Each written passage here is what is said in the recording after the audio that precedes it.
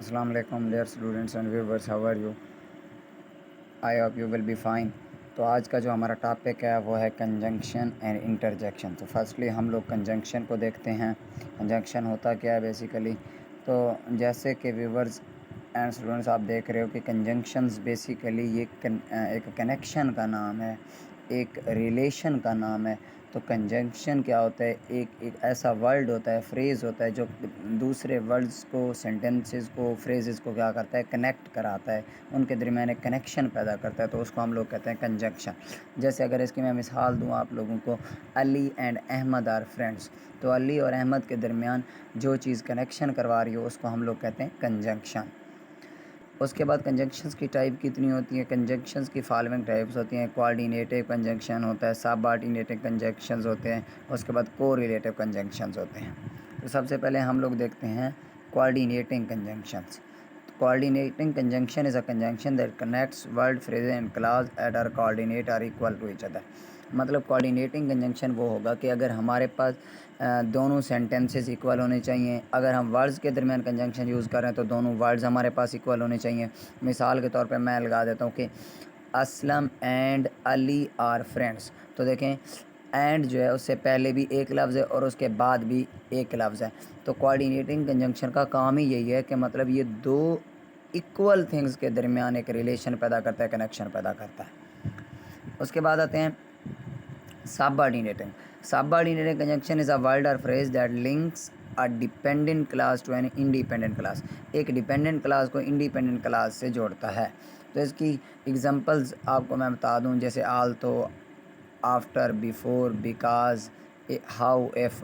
जैसे अब एक मिसाल ले लेते हैं कि she is not coming to the school because she was ill. अब देखें, ये डिपेंडेंट और इंडिपेंडेंट क्लास के दरमियान एक कंजंक्शन पैदा कर रहा है। उसके बाद आ जाते हैं कोरिलेटिव कंजंक्शन के साथ। Correlative conjunctions are conjunction use to illustrate how two words or phrases within a sentence relate to each other. मतलब वो कहते हैं जो दो सेंटेंसेज हैं, हमारे पास दो वर्ड्स हैं, वो कैसे एक दूसरे से रिलेट कर रहे हैं। जैसे एग्जांपल है, we could either hike up the mountain or swim in the lake this afternoon. तो हम देख सकते हैं कि मतलब ये दो चीज़ों के दरमियान कनेक्शन पैदा कर रहा है, एक रिलेशन पैदा कर रहा है, किसके ज़रिए?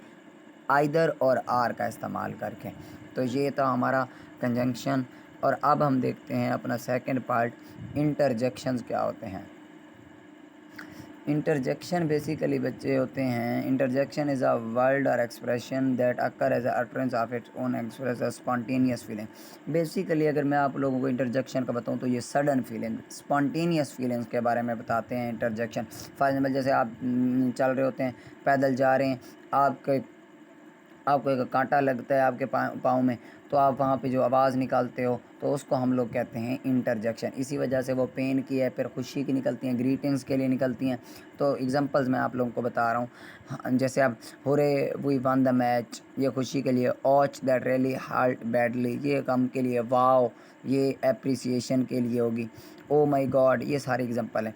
अब टाइप्स अगर इसकी देखें तो greeting, Joy, attention, approval, surprise, सारो, ये सारी चीज़ें। अब ग्रीटिंग, ग्रीटिंग का मतलब आपको पता होता है सलाम दुआ।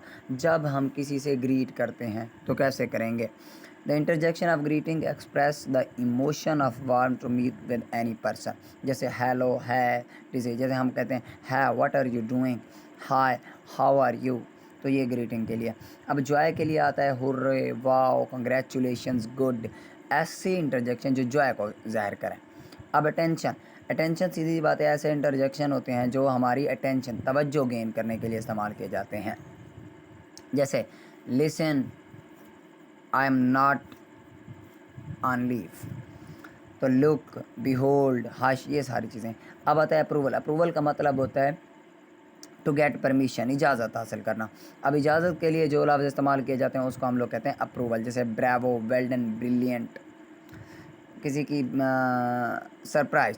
अब सरप्राइज़ जो है ना वो हैरान कौन के तौर पे इस्तेमाल होता है, मतलब जो चीज़ें हमें हैरान करती हैं। जैसे ओ व्हाट, जैसे हम कहते हैं व्हाट अ ब्यूटीफुल रोज़। सारो, सारो आपको पता है गम होता है। जो गम के लिए लफ्ज़ इस्तेमाल किए जाते हैं तो उनको, या इंटरजेक्शन जो इस्तेमाल किए जाते हैं तो हम उनको कहते हैं इंटरजेक्शंस ऑफ सारो।